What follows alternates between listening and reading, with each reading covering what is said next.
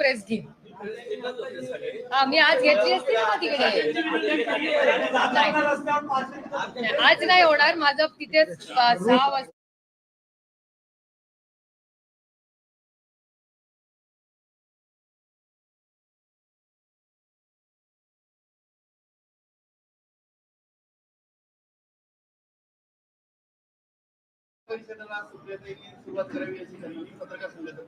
Thank you. नमस्कार. आपण आज उपस्थित राहिला याबद्दल तुमच्या सगळ्यांचे मनपूर्वक आभार. आपल्याला 4ची वेळ दिली होती, पण कार्यक्रमाला दौऱ्यात मला यायलाच उशीर झाला आणि काही भाषणं लांबल्यामुळे तुम्हाला काही गैरसोय झाली असेल तर मनापासून दिलगिरी व्यक्त करते. थोडासा उशीर झालेला आहे आणि पुढे आपल्यालाही जायचं असेल. माझी आणखीन एक सभा आहे आता, त्याच्यामुळे मी आपला फार वेळ काही घेणार नाही.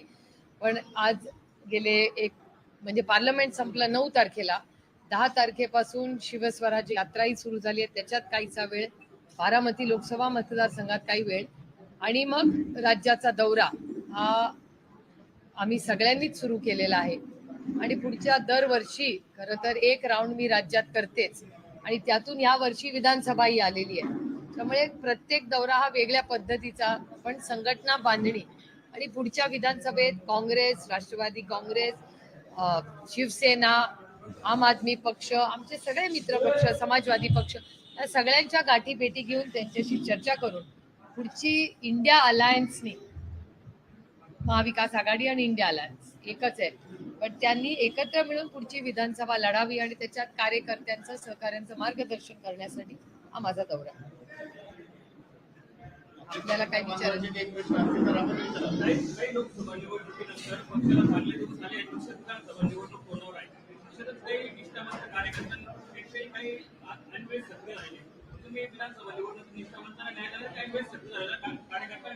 मी तुम्हाला खरं सांगू, संघर्ष म्हणजे काय वाईट दिवस नाही.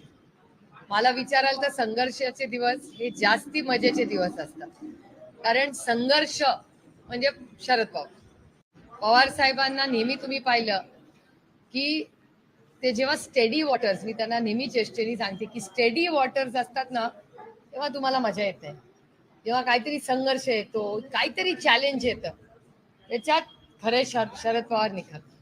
त्यामुळे मी कधीच तुम्हाला म्हणणार नाही. आज जेव्हा मी वळून पाहते की अदृश्य शक्तीने जे केलं, आमचं घर उद्ध्वस्त केलं, आमचा पक्ष उद्ध्वस्त करण्याचा प्रयत्न केला, आमचं चिन्ह नेलं, आमचा पक्ष नेला, त्यांना असं वाटलं की सगळंच उद्ध्वस्त केल्यावर जाणार कुठे.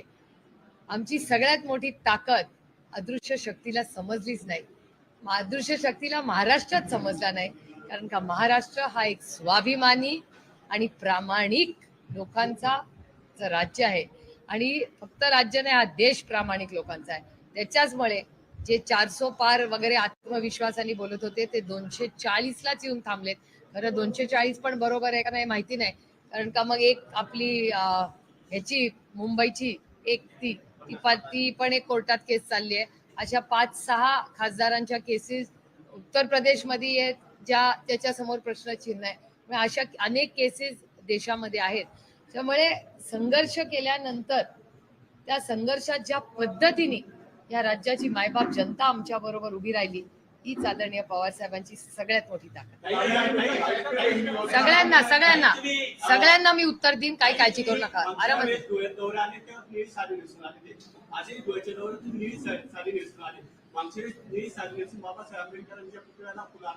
अभिवादन केलं. रक्षाबंधन आहे, तुम्ही दादांना राखी बांधणार आहे, एक गुलाबी राखी बांधणार आहे. तुमचा निळा चॉईस दादांचा गुलाबी राखी कोणती बांधणार? मी एका रंगात नाही अडकत, मी रेनबो आहे. मला सगळेच रंग प्रिय आहेत आणि सगळेच प्रिय आहेत. त्याच्यामुळे मी कधीच एका ह्याच्यात अडकतच नाही कधी. एक पहिला मुद्दा. आणि दुसरा मुद्दा माझं म्हणणं आहे की आता पुढे काय होईल काळच ठरवेल, पण आधी लग्न कोंडाण्याचं. त्यामुळे आधी दौरा, आधी जबाबदाऱ्या, आणि त्याच्यामुळे उद्या माझा नाशिकचा दौरा आहे.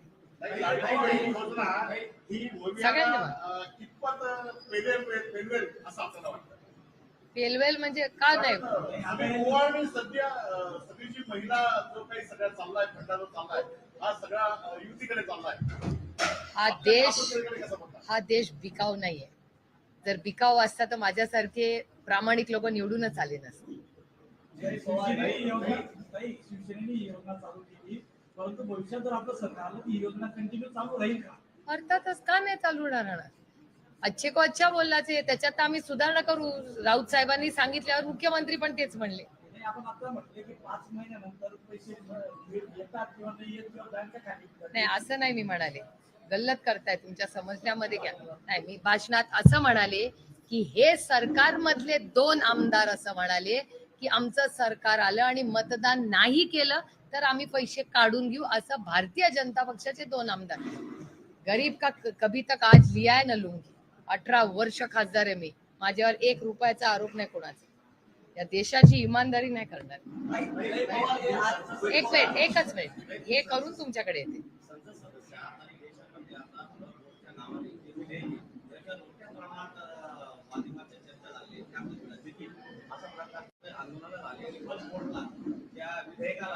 विरोध केला आहे त्यांच्या स्टॅच्यूला किंवा त्यांच्या फोटोला तिथल्या स्थानिक बीजेपीच्या लोकांनी आंदोलन केले. या विधेयकाच्या संदर्भात तुम्ही एक संसद रत्न म्हणून कसं बघता?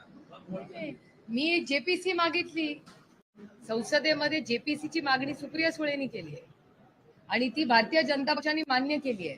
कारण का त्यांचेच मित्र पक्ष ज्यांच्या जीवावर सरकार चाललंय ना, त्यांचाही आम्हाला पाठिंबा होता. हे ऑन रेकॉर्ड आहे पार्लमेंटच्या.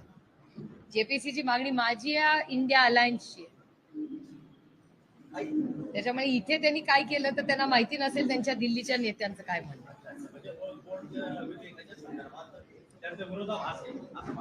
अर्थातच, कारण का जेपीसीची मागणी आम्ही केली, किरण रिजिजूंनी ती मान्य केली.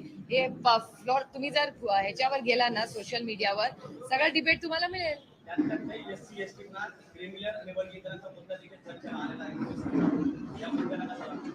नाही, आता खरं तुम्हाला सांगू, जोपर्यंत बिल येत नाही चर्चेला तोपर्यंत आम्ही काहीच बोलत नाही. कारण का मीडियामध्येच आजकाल या सरकारचं काय झालंय, मीडियालाच आधी कळतंय पार्लमेंटला कळायच्या आधी.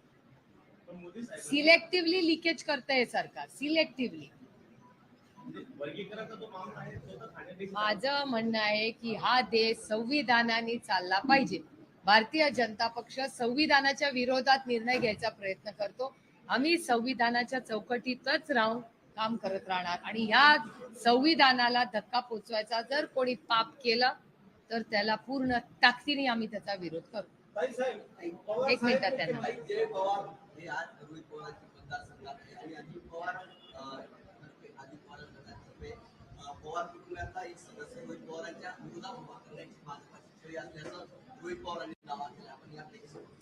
भारतीय जनता पक्ष काहीही करू शकतो.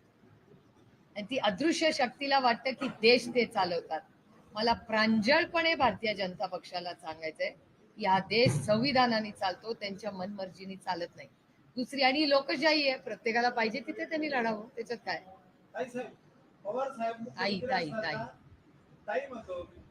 पवार साहेब मुख्यमंत्री असताना मराठा आरक्षणाचा प्रश्न का नाही? खरं तर तेव्हा आरक्षणाची एवढी चर्चा होती का नाही याची माहिती मला काढायला लागली. एक तर तेव्हा अनेक बिल आणली, मंडल आयोगाचं बिल आणलं, त्याची अंमलबजावणी आदरणीय पवार साहेबांनी केली. त्यामुळे मराठा आरक्षणाचं बिल त्या काळामध्ये प्रस्तावित होतं, काय मागण्या होत्या त्याला आता पवार साहेबांना मुख्यमंत्री ते 95 मध्ये होते, त्याला आता 30 वर्ष व्हायला आली, 29 वर्ष.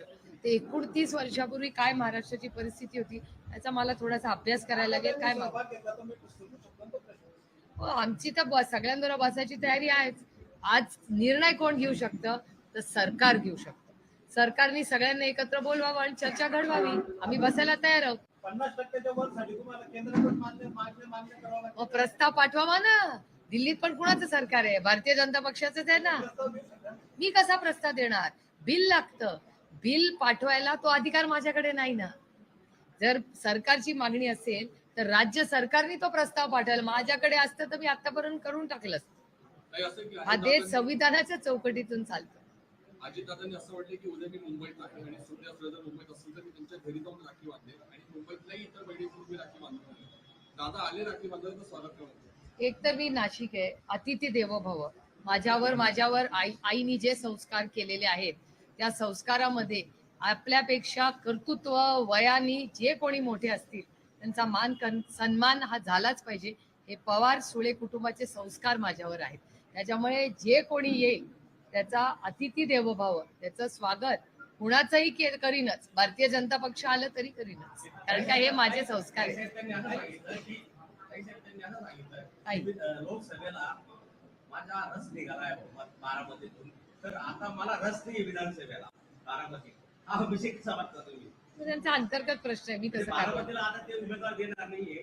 त्यांनी सांगितलं की लोकसभेला आमचा रस काढलेला आहे त्यांनी, त्याच्यामुळे आता उमेदवारी देण्याची मी तुम्हाला खरं सांगू, महागाई, बेरोजगारी, भ्रष्टाचार आणि महाराष्ट्रात शेतकऱ्यांवर आणि महिलांवर होणारा अन्याय या सगळ्या कामांमध्ये इतकी व्यस्त असते की मला फार या गोष्टींची, म्हणजे दुसरे के घर में क्यों जाकू मैं. असंही म्हटलं की ते चूकच झाली बाबा. रामकृष्ण हरी.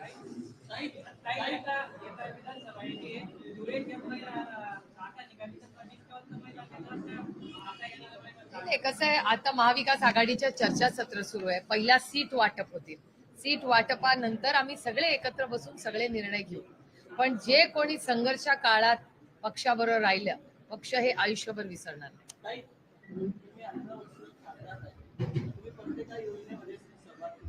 पत्रकारांसाठी कुठली योजना आहे का? पत्रकार ज्यावेळेस त्याचा अपराध वगैरे होतो, अशी शासनाकडून राज्य शासनाचं त्या शासनाकडून त्यांना नाही, तर पत्रकारांसाठी तुम्ही पाऊल उचलणार. आपण इन्शुरन्स, आपलं इन्शुरन्स नाही का काय स्पेशल, आपण एक सगळे मिळून विधानसभा झाली की राजकारण थोडंसं बाजूला ठेवूया आणि एक इन्शुरन्सची स्कीम प्रपोज करू ना आपण सगळे मिळून. नाही, मग काहीतरी करूया ना मार्ग, कारण का फील्डवरचाच जास्त बाहेर असतो ना. नाही, त्याच्यासाठी काहीतरी मार्ग काढता येईल ना, काय अवघड नाही, मार्ग काढू.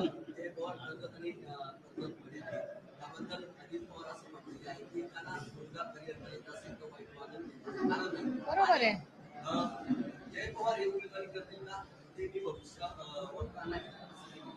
ही लोकशाही हो, प्रत्येकाला येते. आता तुम्ही उद्या बारामतीला आला तर मी तुमचं स्वागतच करणार. मी धुळ्याला आले, तुम्ही किती प्रेमाने माझ्याशी वागतो. हे आपले संस्कार आहेत आणि एक सशक्त लोकशाहीमध्ये. बघा, आम्ही लोकशाहीवाले दडपशाहीवाले नाही. आपल्या संविधानात जो अधिकार प्रत्येकाला आहे तो आहेच ना. महायुतीमध्ये जी घुसखोर चालू आहे त्याचा एक प्रत्यय आज आला आणि विरोधांना काळे झेंडे दाखवले गेले. या घटनेकडे तुम्ही कसं पाहता? कुठे काळे झेंडे दाखवले? पुण्याला अजित पवारांना पुण्याला झेंडे दाखवले कोणी? भारतीय जनता पार्टीच्या महिला आघाडीच्या नेते. Are you sure? संवाद यात्रेला मुख्यमंत्र्यांची व उपमुख्यमंत्री फोटो नाही असा त्यांचा विरोध होता. काय काय? नाही, असं नसेल हो. अहो, कसं असेल?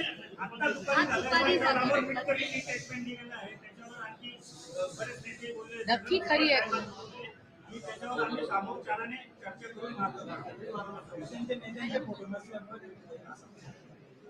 आम्हाला विश्वासात घेतल्याने असं त्यांचं म्हणणं होतं.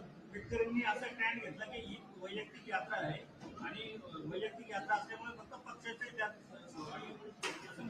म्हणजे भारतीय माझ्या समजण्यासाठी मी प्रश्न विचारते की भारतीय जनता पक्षाच्या महिला आघाडीने अजित पवारांना काळे झेंडे दाखवले.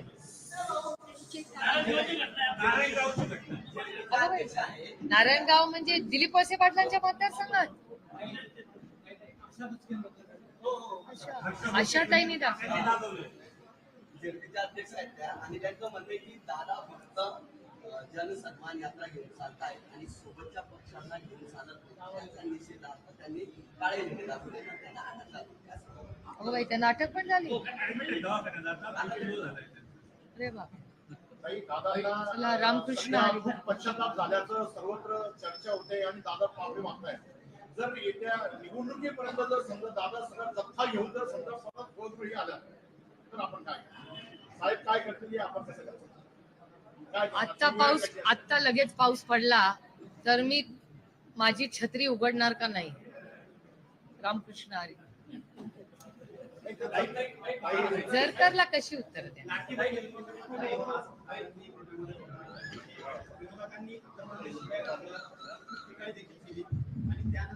एक तर आम्ही शिव्या नाही घालतो.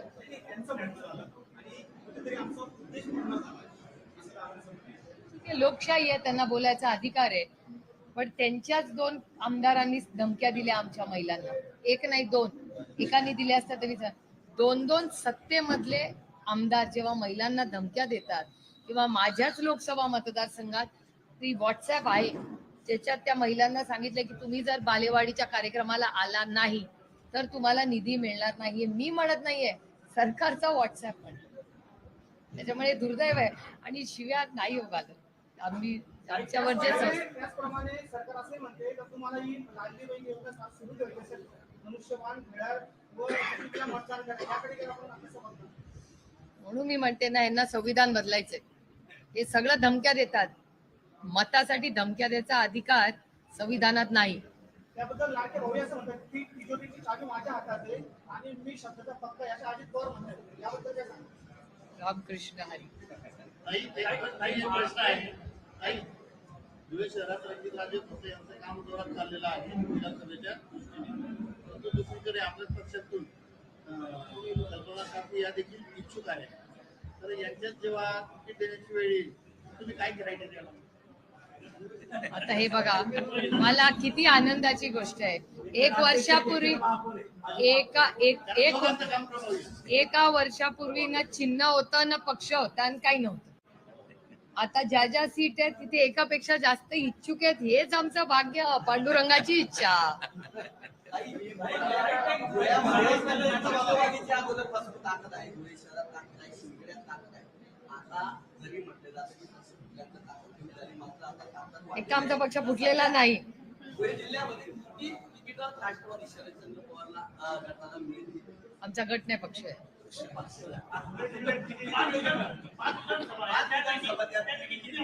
एक पुढच्या 15 दिवसात मी तुम्हाला सगळं सांगेन. कारण महाविकास आघाडीचा एक भाग आणि जबाबदार रोलमध्ये आम्ही सगळे आहोत. त्यामुळे आमच्या मित्र पक्षांचा मान सन्मान करणं ही माझी नैतिक जबाबदारी. त्यामुळे त्यांच्या सगळ्यांची चर्चा केल्याशिवाय मी बाहेर कसं बोलणार?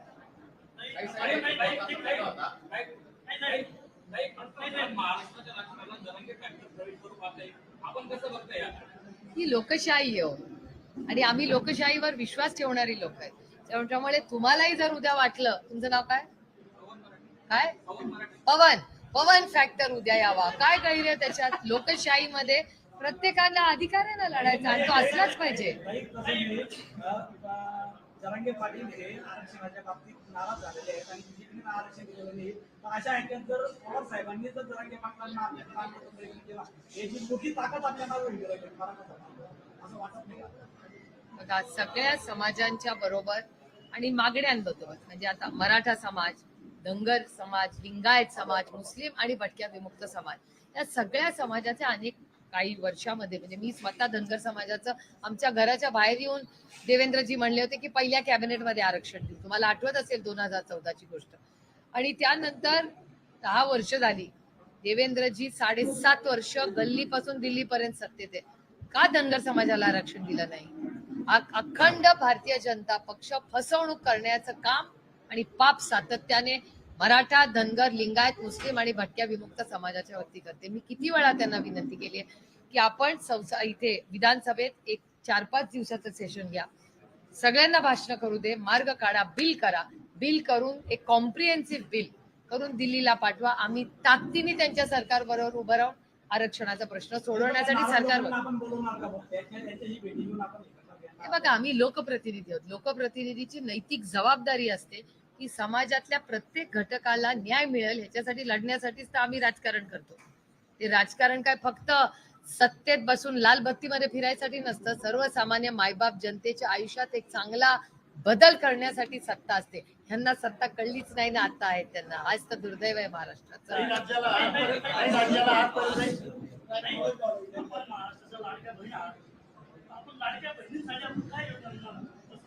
लाडक्या बहिणींसाठी आदरणीय पवार साहेबांनी 30 वर्षापूर्वी पहिलं आरक्षण दिलं. वडिलांच्या इस्टेटीमध्ये जेवढा अधिकार मुलाचा आहे तेवढाच आहे. बायकोचं नाव प्रत्येक प्रॉपर्टीमध्ये नवऱ्याने घातलं. एवढे सगळे मोठे, म्हणजे निर्णय प्रक्रियेत आदरणीय पवार साहेबांनी मुलींना आणलं. पहिला मुद्दा. आणि त्याचबरोबर त्याचा पुढचा टप्पा म्हणजे आता ह्यांनी 1500 रुपये आणले. आम्ही पैसेही वाढू, महिलांची सुरक्षितताही करू आणि महिलांना स्वतःच्या पायावर उभं राहण्यासाठी जे काय करायला लागेल ते सगळं करू. मी तुम्हाला उदाहरण देते. तर तुम्ही म्हणला ते भाषण झालं, पुढे काय? मी शब्द तुम्हाला देते. आता कदाचित माझं कॉपी पण करतील भाषण ऐकून, त्याच्यामुळे विचार करते सांगू का नको. कारण हे सगळे कॉपी कॅट वाले सरकार आहे. मी तुम्हाला शब्द देते की आणि इलेक्शन आल्याच्या 1 महिना आधी नाही किंवा लोकसभा हरल्यानंतर यांनी जसं केलंय तसं काम आम्ही करणार नाही.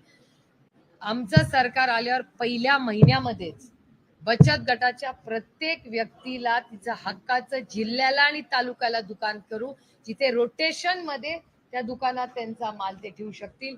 त्याचबरोबर इंटरेस्ट रेट्स जे लोन महिला बचत गट करतं ते शून्यावर आणण्यासाठी महाराष्ट्र सरकार आणि केंद्र सरकार दोन्ही मिळून प्रयत्न केले पाहिजे. तिसरं, महिलांना सगळ्यात मोठी भेट आमचं सरकार देईल ती म्हणजे महागाई कमी करेल.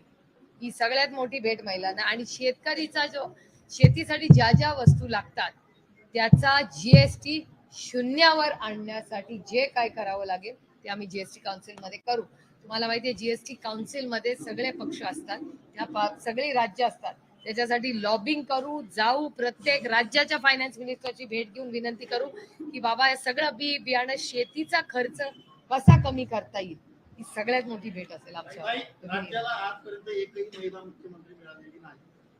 आपल्या रूपाने मिळाली तर आपण इच्छुक असावं. एक तर कुठल्याही पदामध्ये, मी हे खूप सिरियसली म्हणते, कुठल्याही पदाला जेंडर नसतो, महिला किंवा पुरुष किंवा काही. एक महाराष्ट्राच्या मुख्यमंत्री पदावर अशाच व्यक्तींनी बसावं जो महाराष्ट्राची आन बान आणि शान ठेवेल, पुरोगामी महाराष्ट्र पुढे नेईल, छत्रपतींचा, शाहू फुले आंबेडकरांचा वारसा नेईल आणि सगळ्यात मोठाची गोष्ट की दिल्ली समोर मुजरा करणार असा स्वाभिमानी महाराष्ट्राचा मुख्यमंत्री असावा. हाच माझ्या मनातला मुख्यमंत्री आहे. त्याच्यामुळे तो पुरुष महिला ह्याच्यात काय, कर्तृत्वाला मार्क द्या, पुरुष आणि महिला अडकू नका. बांगलादेशच्या पार्श्वभूमीवर जी अस्वस्थता आहे देशात, राज्यामध्ये, तर या संदर्भात तुम्ही जनतेला काय मेसेज? नाही, माझं स्वतःचं मत आहे. मी पार्लमेंटमध्ये बोलले होते की कुठल्याही देशामध्ये जी मायनॉरिटी म्हणजे संख्येने कमी असणारे जे लोक आहेत त्यांची सुरक्षितता ही आपली नैतिक जबाबदारी आहे. कुठेही, मग बांगलादेशमध्ये असू दे, पाकिस्तानमध्ये असू दे, भारतात असू दे, श्रीलंकात असू दे, अमेरिकेत असू दे, कुठल्याही जगामध्ये म्हणजे आपली नैतिक जबाबदारी की आपल्या भारतामध्ये जे संख्येने कमी लोक आहेत, मग मुस्लिम असतील, जैन असतील, आपले पारशी असतील, ख्रिश्चन असतील, आपली नैतिक जबाबदारी आहे की त्यांना सुरक्षित ठेवणं, कारण का तो अधिकार आपल्या संविधानाने त्यांना दिला. तसंच बांगलादेशमध्ये आपले हिंदू बांधव जे संख्येने कमी आहेत त्यांची सुरक्षितताची नैतिक जबाबदारी बांगलादेश सरकारने घेतलेली आहे. आणि मोहम्मद युनूसजी त्यांनी माननीय प्रधानमंत्र्यांना फोनही केला आणि त्यांनी शब्द दिलाय. खरं तर योगायोग आहे की त्यांच्याबरोबर मी अनेक वर्ष बचत गटाचं कामही केले, आमचे कौटुंबिक संबंध आहेत त्यांच्याशी. त्यामुळे माझी त्यांनाही सातत्याने, म्हणजे मी हे पार्लमेंटमध्येही बोललेले की आमची विनंती आहे की बांगलादेशमध्ये आमचे जे कोणी भारतीय बहीण भाऊ मुलं जी आहेत त्यांची सुरक्षितताला प्राधान्य आणि बांगलादेश लोकांचीही सुरक्षितता, शांततेत. प्रश्न असतात, आव्हानं असतात, पण ती एवढा मोठा संघर्ष जरी केला असेल तर तो महात्मा गांधींचा आदर्श ठेवून शांततेच्याच मार्गाने झाला पाहिजे. कारण का जेव्हा अशा घटना होतात ना त्याच्यात भरडला जातो सामान्य माणूस. परवा जळगावला ती काच फोडली, धुळ्या, त्याच्यात सर्वसामान्य माणसाचं नुकसान होतं. 10 वर्षापासून ईडीच्या नावाने प्रचंड छळ चालला आहे आणि लोकांना जेलमध्ये टाकण्याचं काम चाललंय. आपलं सरकार आल्यानंतर आपण त्यांना कसा न्याय देणार? नाही, आम्ही कुठल्याही एजन्सीचा गैरवापर केला नाही आणि कधी करणारही नाही. मी त्याला आईस म्हणते. आईस म्हणजे इंग्रजीमध्ये आईस म्हणजे बर्फ, तर तो बर्फ नाही. Income tax, I, C for CBI, E for ED, ICE, ICE. आम्ही कुठल्याही संस्था, ह्या संस्था इंडिपेंडंटच राहिल्या पाहिजेत. त्याच्यात कुठल्या सरकारने ढवळाढवळ करू नये. आणि अधिकारच नाही. अदृश्य शक्तीला वाटतं की सीबीआय दाखवलं की सगळी घाबरतात, ईडी केलं की सगळी घाबरतात. सगळी नाही घाबरतो. ज्यांनी कर नाही त्याला डर कसला. ताई महाराष्ट्र आपला स्वाभिमानी आणि महापुरुषांचा म्हणजे पुरोगामी महाराष्ट्र अर्थातच. तुम्ही गेल्या 20 वर्षापासून सदस्य आहात आणि महाराष्ट्रात पण 2.5 वर्षे महाविकास आघाडी सत्ता होती. पण पुरोगामी महाराष्ट्र फुले शाहू आंबेडकरांचं नाव घेणारे लोकांनी किंवा सदस्यांनी आजपर्यंत छत्रपती शिवाजी महाराजांचा स्टॅच्यू आणि इंदुमिलचा डॉक्टर बाबासाहेब आंबेडकरांचा स्टॅच्यू बनवलं नाही. मग कसं महाराष्ट्र आणि स्वाभिमानी नाही कळलं नाही मला. हिंदू मिलला तर काम चालूच आहे. छत्रपती शिवाजी महाराजांचा स्टॅच्यू झाला नाही, त्याला 10 वर्ष होण्यात आली. कुठला तो समुद्रातला आम्ही करायचा प्रयत्न केला. 2.5 वर्षात आमचं सरकार गेलं ना. 10 वर्षामध्ये 7.5 वर्ष हे भारतीय जनता पक्षाचं सरकार आहे आता. आणि तुम्हाला आठवत असेल मागच्या इलेक्शनला माननीय प्रधानमंत्री आले होते, त्या कार्यक्रमाला 50 का 100 कोटी खर्च करून ते नाही का ते पाणी आणलं होतं आणि पूजा बिजा केली होती. सदस्य आहात, तर या संदर्भात केंद्रामध्ये पार्लमेंटमध्ये हा विषय चर्चेला येते. नाही हा राज्याचा विषय आहे ना. निधी तर त्याला सांगितलं की निधी तिकडनं पण आणावं लागतं. असं कोण म्हणलं? तेव्हा सांगितलं गेलं ना, कोणी म्हणलं? सरकार वेगळा निधी देणार आहे, केंद्र सरकार निधी देणार आहे. तर ते गेल्या 10 वर्षात लोक महापुरुषाचं नाव घेतलं जातं, पुरोगामी म्हटलं जातं. फुले आंबेडकर म्हणतात ते स्टॅच्यू होत नाही. आमच्या आमच्याकडून नाही. एकतर 2.5 वर्षामध्ये जेव्हा आमचं सरकार होतं, मी स्वतः तरी 10 वेळा गेले असेल इंदू मिलला काम बघण्यासाठी, आणि ते काम लवकर कसं होईल याच्यासाठी. ते माझ्या सगळ्या फेसबुकवर बघितलं तर मिळेल तुम्हाला. दुसरं, जेव्हा समुद्रातला छत्रपतींचा जो आपल्याला मोठा स्टॅच्यू करायचा आहे, त्याच्यासाठी 2.5 वर्षात आम्हीही बरेच पत्र व्यवहार केले. आणि तेव्हा केंद्रामध्ये भारतीय जनता पक्षाचं सरकार होतं, तेव्हा आम्हाला तो क्लिअरन्स मिळाला नव्हता. त्या क्लिअरन्स मध्ये आता 2.5 वर्ष झालं त्यांचं सरकार आहे. आताही ते करू शकतात पुढच्या 2 महिन्यात. चांगली सूचना आहे. सोयाबीन, दूध,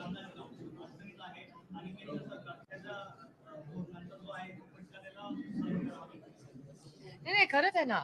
कांदा, सोयाबीन, कपास, दूध, म्हणजे शेतकऱ्यांचं कंबरडं मोडायचं पाप जर कोणी केलं असेल तर भारतीय जनता पक्ष आणि त्यांच्या मित्र पक्षांनी केलं.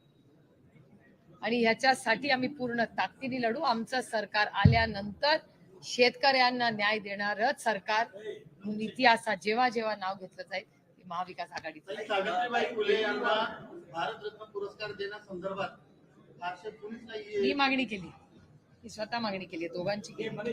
माझं स्वतः ऑन रेकॉर्ड आहे. अरविंद केजरीवाल आणि त्यांच्या पत्नी या शरद पवार साहेबांची भेट घेत आहेत. अरविंद केजरीवाल ने अरविंदजी जेलमध्ये, संजय सिंगजी आणि जामीन झालेले आहे, हे देखील त्या ठिकाणी आहे. तर केजरीवालांचा जामीन अद्याप झालेला आहे, त्याबाबत काही चर्चा होईल. मला कसं माहितीये, मी धुळ्यात आहे, ते पुण्याला आहे, मला कसं माहितीये? भेट घेत आहेत त्या. मला माहितीये भाभींना दिल्लीला पण आम्ही जेव्हा जातो तेव्हा आम्ही आवर्जून त्यांना धीर देण्यासाठी जातो, कारण का कुटुंब फार अडचणीतून चाललंय. म्हणजे तुम्ही बघताय सिसोडियाजी, त्याच्यानंतर संजय सिंगजी जे आता भाभींबरोबर आले असतील साहेबांना भेटायला. संजय भैया 7 महिने जेलमध्ये होते. काय हो चूक त्यांची? अनिल देशमुख जेलमध्ये होते, काय चूक त्यांची? FIR बघितलाय कोणी? त्याच्यानंतर नवाब मलिकांना जेलमध्ये टाकलं. त्याच्यानंतर म्हणजे नवाबभाई संजय राऊत साहेबांचं काय चूक? का जेलमध्ये त्यांना टाकलं? त्यामुळे ह्या सगळं ही जेलची वारी आहे. जो त्यांना ऐकत नाहीत ना किंवा त्यांच्या बरोबर जात नाही वॉशिंग मशीन मध्ये, मग त्याला जेलमध्ये टाकलं. आज तर प्रॉब्लेम आहे या सरकारचा. 40 वर्षापासून संजय गांधी, निराधार शेख, अशा अनेक योजना काँग्रेस राष्ट्रवादी काँग्रेसने दिल्या. बरोबर आहे. त्याचा आपण एवढा उद्योग केला नाही, पण या सरकारने योजनेचा एवढा उद्योग केला नाही. गलिच्छ राजकारण आहे त्यांचं. दुसरं, एक तर खिशातून पैसे देत नाहीत, टॅक्स मधलेच पैसे फिरवून देत आहेत, दुसरा मुद्दा. आणि तिसरा मुद्दा आहे दुर्दैव की त्यांच्याकडे दुसरं सांगायला काहीच नाही. तुम्ही बघा, यांची जाहिरातबाजी फक्त एका स्कीम वर चालली आहे, आणि ती पण लोकसभेनंतर. लोकसभेच्या आधी बहिणी आठवली नव्हती, लोकसभेनंतरच बहीण सगळ्यांना आठवायला लागली आहे. या स्कीम संदर्भात आपण पण काही असं उजाळा लोकांसमोर आणून दिला. 6 मेळावा झाला या मेळाव्यामध्ये आपण या स्कीम जर आपण त्या लोकांना. पण मी बोलले ना, मी असं आहे, एक तर लोक फार हुशार आहेत. लोक जर पैशानेच विकले गेले असते ना तर माझ्यासारखी लोक निवडूनच आली नसती. महाराष्ट्राची लोक अतिशय हुशार आहेत आणि स्वाभिमानी आहेत. आणि या सरकारकडे लाडकी बहीण योजना सोडून दुसरं काही नाहीच ना सांगायला. दुसरं काय बोलतायत सांगा ना मला. त्याची जाहिरातबाजी, आणि त्या जाहिरातबाजीवर 200 कोटी रुपये खर्च केले. 1-2 नाही, 200 कोटी रुपये. सगळं जाहिरातबाजीचं सरकार आहे आणि एकाच स्कीमचं सरकार आहे. आणि ते पण आता माझ्या कानावर आलंय 10-20 हजार रुपये देणार आहेत म्हणून ते पुढे ढकललंय इलेक्शन.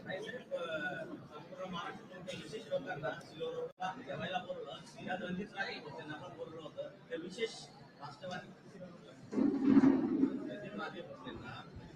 सिनियर कार्यकर्ते राष्ट्रवादीचा पहिल्यापासून, तर त्यांना विशेष जेवायला बोलवलं होतं पवार साहेबांसोबत त्यांची भेट झाली. 6 जुलैला बारामतीला सिल्वर ऑफ नाही गोविंद बागेत. बारामतीला फक्त असं आहे की धुळे विधानसभेचं राष्ट्रवादीचं निष्ठावान कार्यकर्ता म्हणून त्यांच्याकडे बघितलं जात आहे. भविष्यात विधानसभेच्या तिकीट त्यांना दिल्या जाईल असं तुम्हाला शक्य 15 दिवसात जागा वाटप आणि कॅन्डिडेट हे 15 दिवसात सगळं कळेल. सगळ्यात महत्त्वाचा प्रश्न असा आहे की प्रचंड बेरोजगारी वाढली होती. विद्यार्थ्यांच्या ऑनलाईन परीक्षा होत्या. नाशिकची मुलं नंदुरबारला टाकले जातात, नंदुरबारचे जळगावला टाकले जातात, जळगावचे नाशिकला अशा पद्धतीने त्यांना विस्थापित केलं जातं. एक तर 1,000 रुपये त्यांची फी घेतलेली आहे आणि पुरुषांचं भाडं येण्याचा आमचा प्रचंड वाढतो आणि महिला उमेदवार जर असेल तर त्यांची तर फार प्रचंड तर या बाबतीत आपण काहीतरी तेवढंच नाही, आज मला दिवसभरात अनेक असे पालक म्हणले की ह्याच सरकारने या ट्रिपल इंजिनच्या खोके सरकारने सांगितलं होतं की सगळ्या मुलींचं आम्ही शिक्षण मोफत करू. सगळ्या पालकांनी फिया भरल्या आहेत, कुठे पैसे आलेले नाहीत असं सातत्याने सांगितलं जातं. म्हणजे म्हणून मी तुम्हाला म्हणले ना की लाडकी बहीण योजनेतले 1500 रुपये एवढंच भांडवल करून सरकार चाललंय. ना फी माफ झाली आहे, ना शेतकऱ्यांना काही माफी मिळाली आहे, ना महागाई कमी झाली आहे. भ्रष्टाचार तर गगनाला टेकला या राज्यात. आरोप आहे माझा या सरकार.